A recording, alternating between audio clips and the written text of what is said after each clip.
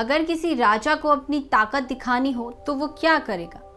अपनी सेना दिखाएगा, अपनी जीतों का जिक्र करेगा, अपने साम्राज्य की सीमाएं बताएगा। लेकिन अगर वही राजा अपने सबसे बड़ी जीत के बाद अपनी ही जीत पर पछतावा लिखवा दे तो क्या होगा?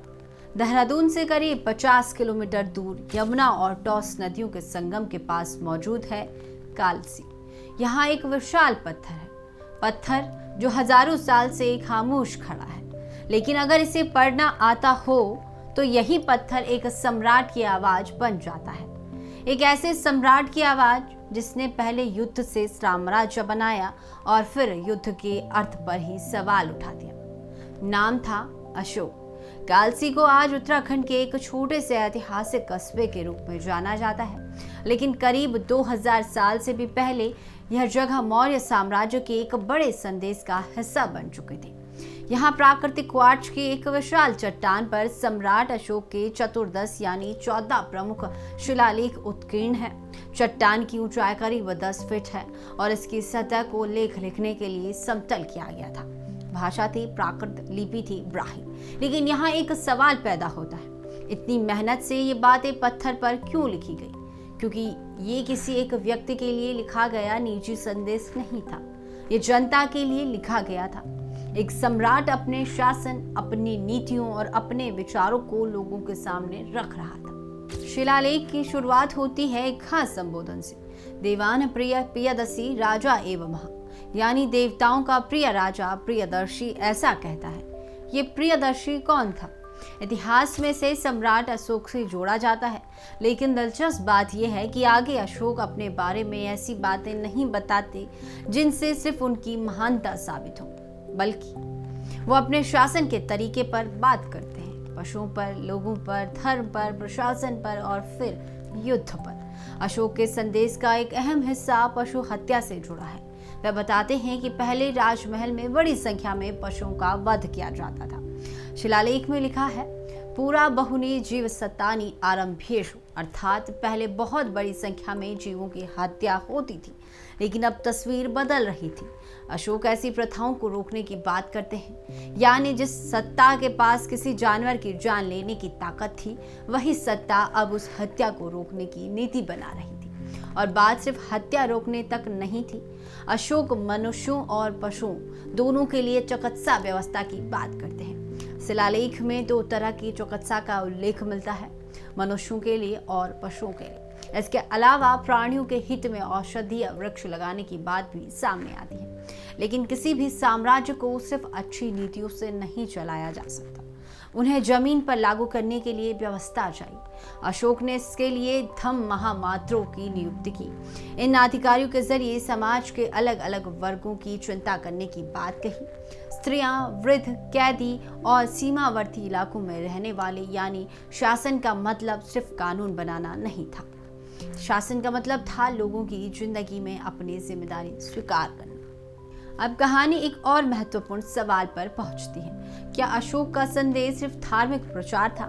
शिलालेखों को देखें तो तस्वीर थोड़ी अलग नजर आती है। अशोक दिखावे और अनावश्यक कर्मकांडों के बजाय नैतिक व्यवहार पर जोर देते हैं। वो कहते हैं, न एतेषु मंगलेषु बहुफलम, यानी इन प्रकार के कर्मकांडों में अधिक फल नहीं है। इसके बदले वह धम्म को महत्व देते हैं। धम्म मंगलम एवं महाफलम, यानी धम्म से जुड़ा आचरण ही सच्चा और फलदायी मंगल है। और फिर आता है एक ऐसा संदेश जो आज भी उतना ही महत्वपूर्ण लगता है, सभी संप्रदायों के सम्मान की बात। अशोक का संदेश था स्वपासम दानम सम्मानो, यानी सभी धर्मों और संप्रदायों का सम्मान। लेकिन अब उसी कहानी पर आते हैं जिसने अशोक को इतिहास के दूसरे विजेताओं से अलग कर दिया। कलिंग, एक तरफ विशाल मौर्य साम्राज्य, दूसरी तरफ कलिंग। युद्ध हुआ, अशोक विजेता बने, लेकिन इसके बाद एक विजेता के मन में सवाल पैदा हुआ, इस जीत की कीमत क्या थी?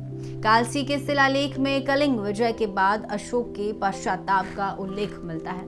वह लिखते हैं, कलिंगे विजयते देवान प्रियदर्शी राजा अनुतापम उपगच्छति, अर्थात कलिंग को जीतने के बाद देवताओं का प्रिय राजा प्रियदर्शी गहरे पश्चाताप से भर गया। इतिहास में विजेताओं ने अपनी जीतों के स्मारक बनवाए हैं, लेकिन यहाँ एक सम्राट अपनी जीत के बाद हुए पश्चाताप को दर्ज करवा रहा था। यही वो मोड़ था जहां अशोक की राजनीति का केंद्र सिर्फ विजय नहीं रहा। अशोक के संदेशों में एक और महत्वपूर्ण विचार सामने आता है, भेरी घोष यानी युद्ध का घोष। इसके मुकाबले वह धर्म घोष की बात करते हैं, अर्थात युद्ध की आवाज से आगे धर्म के संदेश की आवाज। अशोक का प्रभाव सिर्फ अपने साम्राज्य तक सीमित रखने की बात नहीं थी। शिलालेख में पड़ोसी क्षेत्रों और पश्चिम देशों के समकालीन यूनानी शासकों तक धर्म के संदेश के प्रचार का उल्लेख मिलता है। चौल, पांड्या, सातिया पुत्र, केरल पुत्र ताम्रपाणी और पश्चिम में सीरिया के अनियतक द्वितीय थियोस, मिस्र के टॉलेमी द्वितीय, मैसिडोनिया के एंटिगोनस गोनाटस और साइरीन के मक्स और इपिरस के अलेक्जेंडर जैसे शासकों के क्षेत्रों का भी उल्लेख मिलता है। अब जरा वर्तमान में लौटते हैं। कालसी वही है, यमुना वही है, पहाड़ वही है और हजारों साल पुराना वो पत्थर भी वही है। बीच में सिर्फ समय बदल गया। कभी इस चट्टान पर ब्राह्मी लिपि के संदेश उकेरे गए थे। आज हम उन्हीं अक्षरों को पढ़कर उस दौर की शासन व्यवस्था, सामाजिक सोच और नैतिक विचारों को समझने की कोशिश करते हैं। यही इस वजह की सबसे बड़ी ताकत है। यहाँ इतिहास किसी किताब के पन्ने पर नहीं, वो सामने खड़ा है। कालसी की कहानी सिर्फ अशोक की कहानी नहीं है, ये सत्ता के बदलते अर्थ की कहानी है। एक ऐसा राजा जिसके पास युद्ध करने की ताकत थी, जिसके पास साम्राज्य फैलाने की ताकत थी, लेकिन जिसने अपने संदेशों में अहिंसा, लोक कल्याण, धार्मिक सहिष्णुता और नैतिक आचरण को जगह दी। और शायद इसीलिए कालसी का ये पत्थर आज भी सवाल पूछता है, क्या किसी राज्य की सबसे बड़ी जीत दूसरे राज्य को जीतना है या खुद के भीतर मौजूद हिंसा और अहंकार पर जीत हासिल करना? हजारों साल पहले अशोक ने जो कुछ पत्थर पर लिखवाया वो आज इतिहास है, लेकिन उस इतिहास का सवाल आज भी जिंदा है। क्योंकि साम्राज्य खत्म हो जाते हैं, राजा चले जाते हैं, सत्ताएं बदल जाती हैं, लेकिन पत्थर पर दर्ज विचार अगर समय की कसौटी पर टिक जाए तो वो सदियों बाद भी बोलते हैं। कालसी में अशोक की वो चट्टान आज भी खड़ी है, खामोश, लेकिन उसके अक्षरों में एक सम्राट की सबसे बड़ी कहानी दर्ज है, विजय से पश्चाताप तक और सत्ता से धम तक। कालसी, जहां पत्थर आज भी इतिहास सुनाता है। तो चलिए फिलहाल के लिए बस इतना ही। बने रहे उत्तर भारत लाइव के डिजिटल प्लेटफॉर्म के साथ।